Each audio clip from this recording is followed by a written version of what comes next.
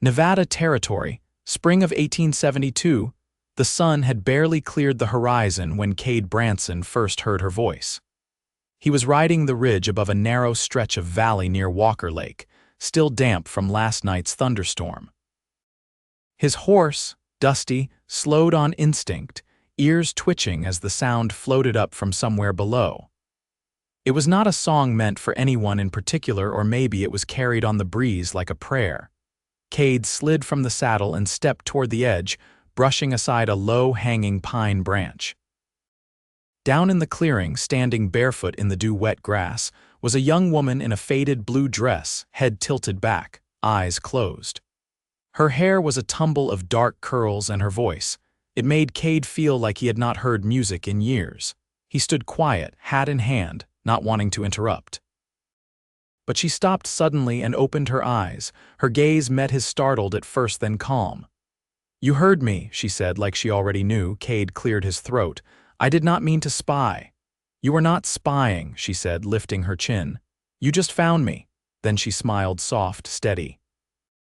"I have been singing for the man I would marry." Kade blinked. "Is that so?" She nodded. "I do it every morning, just in case." He stepped into the clearing now, slow and cautious, like approaching a wild animal that might bolt. "And have you found him yet?" "No," she said. "But I will." He could not help the grin that tugged at his mouth. "Well, I reckon I just stumbled into the strangest courtship I have ever been part of." She laughed, then really laughed, and the sound of it hit him harder than her singing. "You're the first to ever catch me in it." Kade offered his hand. "Kade Branson, I do a little ranch work down by the river." She looked at his hand, then took it. "Celia Whitlow, I live in that old cabin on the east side. My father built it." "He passed 3 winters ago." Kade nodded, his thumb brushing against hers before he let go. "You live out here alone?" "Not quite." She turned and whistled. From the trees behind her, a little girl and boy came running barefoot, both with the same dark hair and watchful eyes. "These are my brother's children. He abandoned them last year. I have been raising them since." The boy, maybe 5, clung to Celia's skirt. The girl, a little older, looked up at Kade with a wary frown. "This is Olive," Celia said, brushing the girl's hair back. "And this is Oscar." Kade crouched to their level. "Well, it is an honor to meet both of you." Olive crossed her arms. "You are a stranger." "That is true," Kade said, "but strangers can become friends if folks let them." Celia watched the way he spoke to them, her expression unreadable.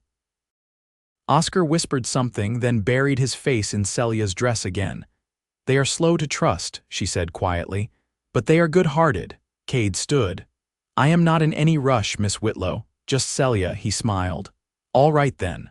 Celia, a quiet settled between them, natural somehow. The morning sun warmed the grass and the breeze rustled through the pine trees like a hush.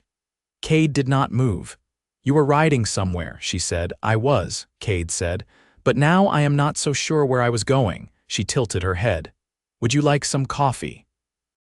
"We have a pot on the fire." "That sounds just fine." She led him through the trees to the cabin, which leaned just a little to one side but looked well kept. There were clothes hanging on the line and a garden just beginning to sprout. Kade noticed a small grave behind the cabin, 3 wooden crosses. He said nothing.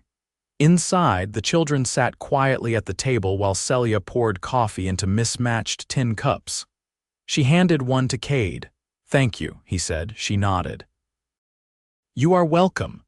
They sat on the porch together, watching the sun rise higher.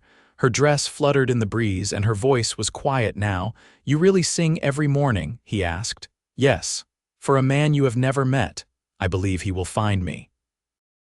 "If I stop singing, how will he know?" Kade stared at her, coffee forgotten in his hand. "And today I just happened to ride by." She looked at him then, really looked. Maybe today was the right day. He felt something shift in his chest, like an old door opening. "I do not know what kind of man you have been hoping for." "I do," she said. "Kind, honest, steady." He looked down at his boots. "I have not always been those things." She reached for his hand again. "You are now." They sat there until Olive came out and tugged on Celia's sleeve. "He is not bad," she whispered. "He can stay," Celia smiled. Thank you, sweetheart. Cade's eyes met hers again. I could come by tomorrow, help with the fence. I saw it leaning. I would like that, she said. He finished his coffee, stood, and tipped his hat. Then I will see you tomorrow, Celia, she nodded, eyes shining. I will be singing. Cade returned the next morning with a coil of wire tied behind his saddle and a pair of worn gloves tucked in his belt. The air still carried the chill of night, and the light broke silver through the pines.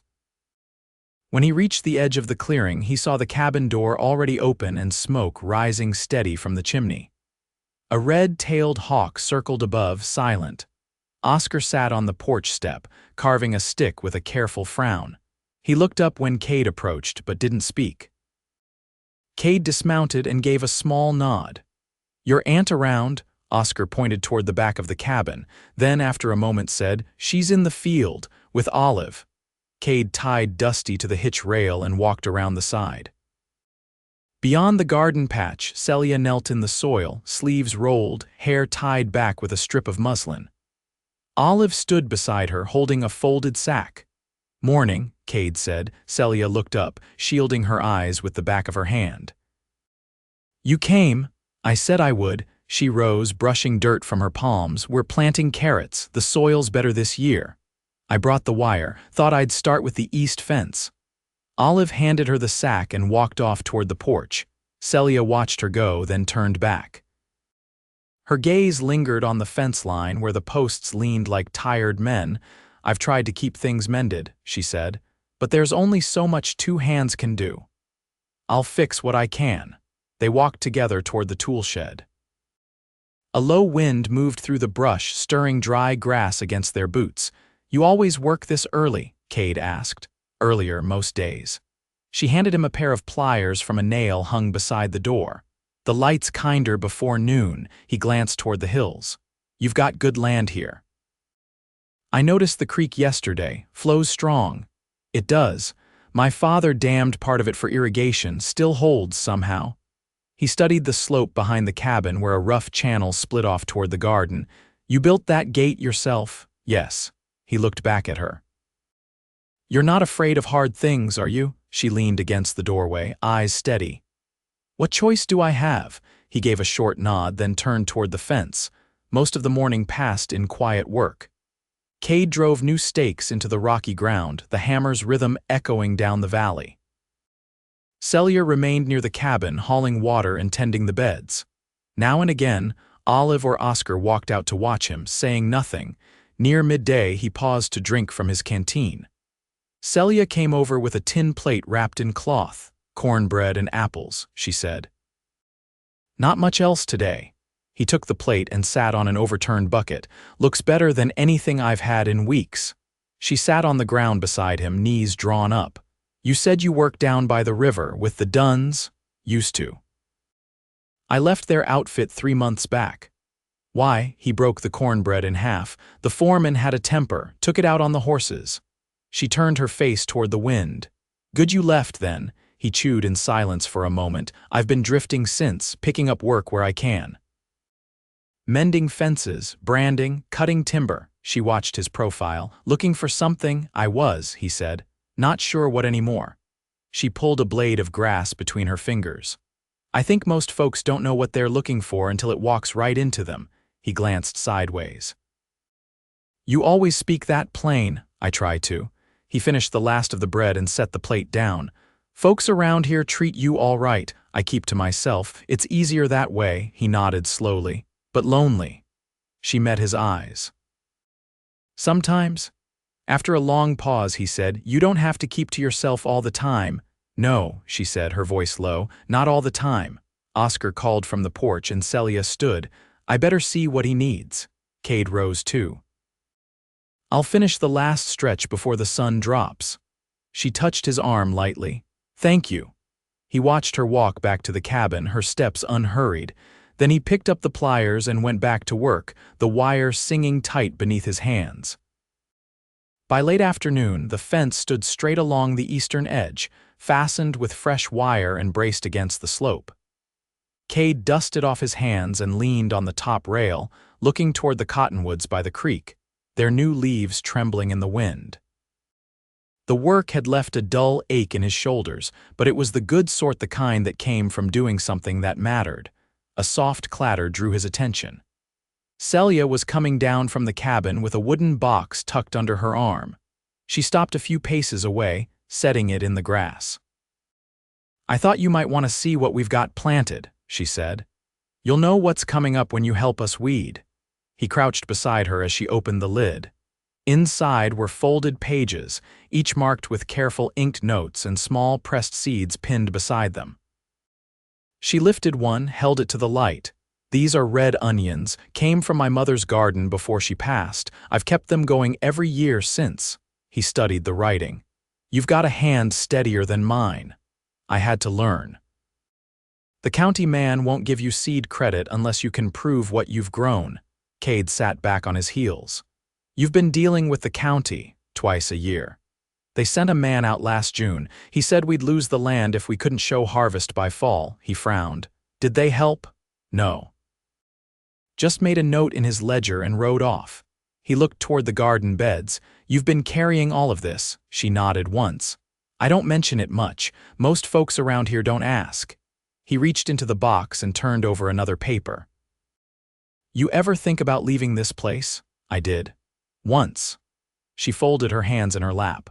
"Back when my brother was still around, I thought maybe we'd take the children and head east, but he disappeared and I couldn't ask them to start over again. They'd already lost too much."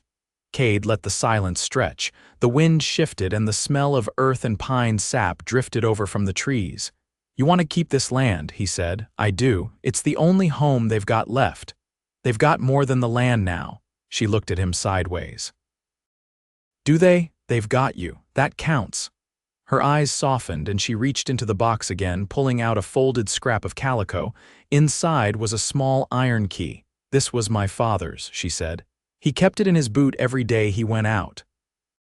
Said it was the only thing worth locking up was something you built with your own hands." "What does it open?" "The chest in the root cellar. I haven't opened it since he died." Kade watched her thumb brush the edge of the key. "You ever think about what's inside?" "Sometimes. But I think it's just tools, maybe some coin." He wasn't sentimental. He held out his hand. She placed the key in it without hesitation. "I'll help you open it," he said, "if you want." She stood, brushed her skirt smooth. "All right." The cellar door was tucked behind the cabin, hidden beneath a thick plank and a layer of hay. Celia bent to lift it, revealing a narrow stair cut into the ground. The air was cool and still, heavy with the scent of earth and old wood. They stepped down together, Kade holding a lantern she'd brought from the porch. At the bottom, the chest sat in the corner, its iron latch rusted but intact. He knelt, slid the key into the lock. It turned with a reluctant clunk. Inside were bundles wrapped in oilcloth. Celia reached for the first one, unrolling it gently. A carved pipe, a silver pocket knife, a faded letter folded into quarters. She didn't open the letter, just held it. "I thought I was finished with surprises," she said. Kade placed the lantern down and leaned against the stone wall. "No one's ever finished with those," he said. "Some just take longer to come." She looked at him, her face half in shadow. "You believe that?" "I do." She folded the letter again, placed it back in the chest. "Then maybe I'll start believing it too." She looked around the small space. "I thought I'd feel something different in here, but it's all right. It's just a room." "Sometimes the ghosts only live in our minds," he said quietly. She nodded, then stepped toward him. The lantern light flickered against her cheek. For a moment, she studied him as though seeing something she hadn't before. "You're not just passing through, are you?" He didn't look away. "Not anymore," she exhaled slowly. "Then I suppose I'll have to make room. I'll earn it. You already are." They stood there for a long moment, the cool air wrapping around them like a hush. Then she turned toward the stairs and said, "Come on, I'll show you where we keep the canning jars. If you're staying, you'll need to know where everything is." He followed her back into the light. The summer came in slow, warm stretches, with days that began under a pale blue sky and ended in the hush of cricket-chimed dusk. Kade settled into the rhythm of the cabin without fanfare, mending tools, chopping wood, hauling water from the creek when the barrel ran low.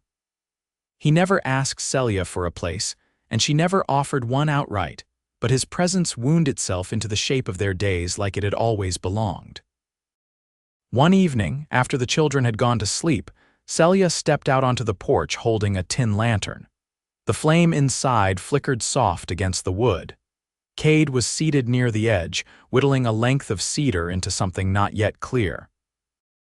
"Don't suppose you've ever helped birth a calf," she said, setting the lantern down. He brushed wood shavings from his lap. "I've done it more than once," she crossed her arms. "Because tomorrow, Mrs.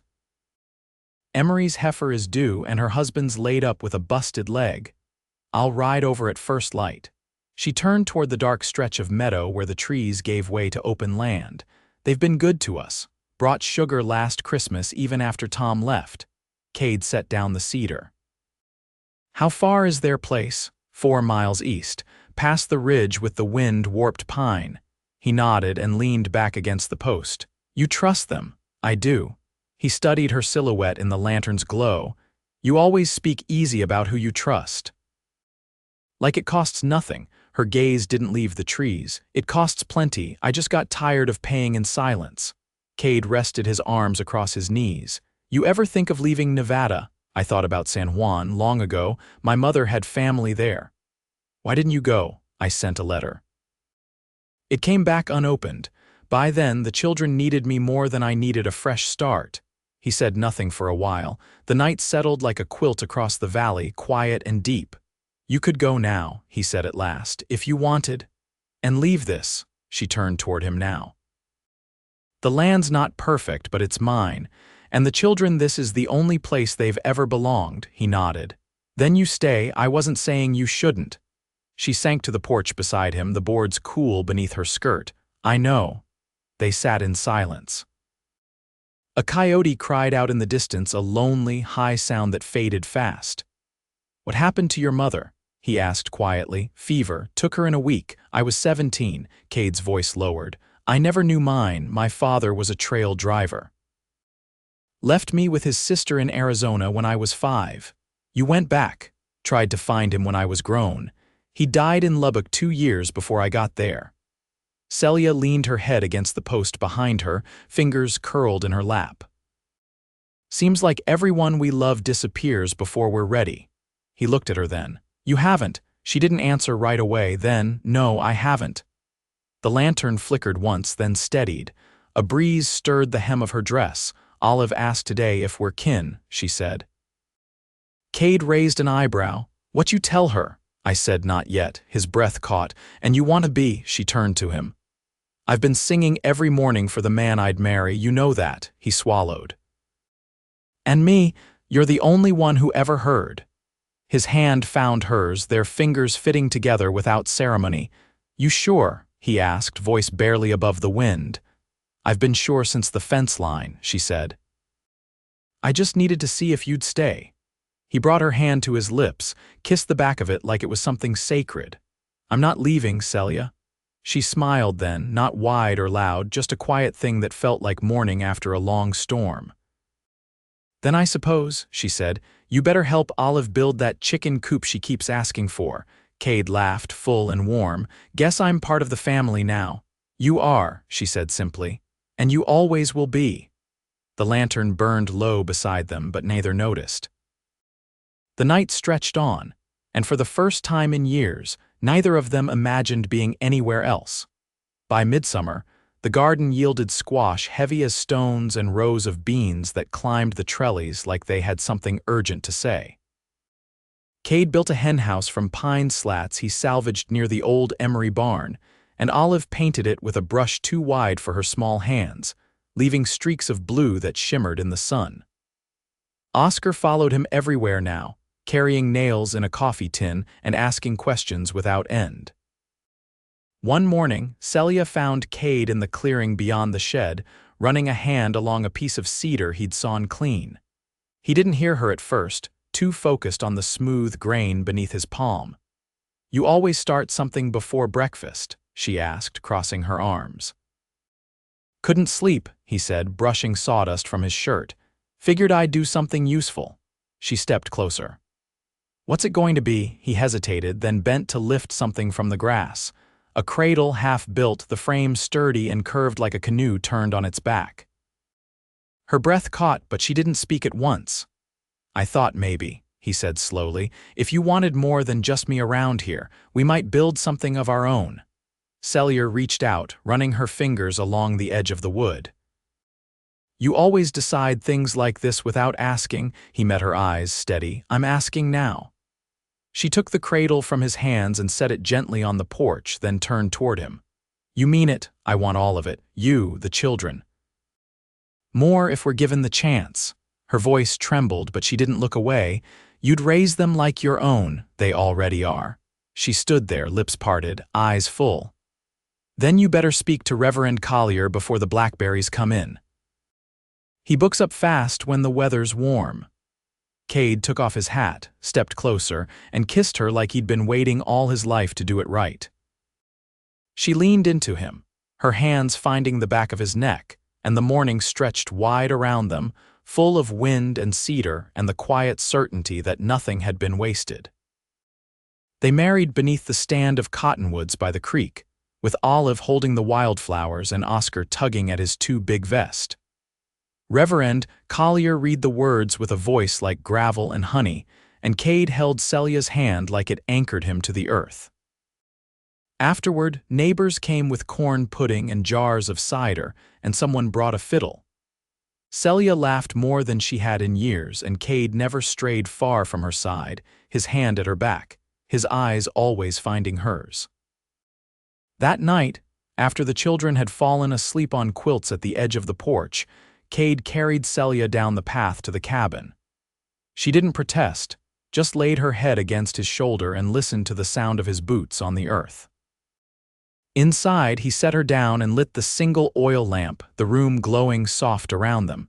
She touched his face, tracing the line of his jaw with her thumb. "You're not what I thought I needed," she whispered, "but you're everything I hoped for. I'll never leave you," he said. Not for anything.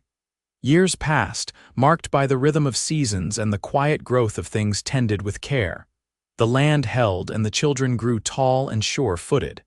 Kade built a second room onto the cabin, and Celia taught Olive to read by kerosene light. Oscar took to carving like Kade had, his hands always busy with wood. They never spoke much about what came before the loss, the leaving, the long stretch of lonesome. It lived in them, but it didn't rule them. Instead, they built a life from the steady work of love, planting, mending, listening, returning. Celia still sang in the mornings, though now it was for the joy of it, not the waiting. And every time she did, Kade paused whatever he was doing, tipped his head toward the sound, and smiled like he'd heard it for the first time. They grew old side by side, never hurried, never apart, and always with hands that found each other in the dark. And that was how they lived, tethered by something deeper than the land, stronger than the storms, and quiet as a promise kept.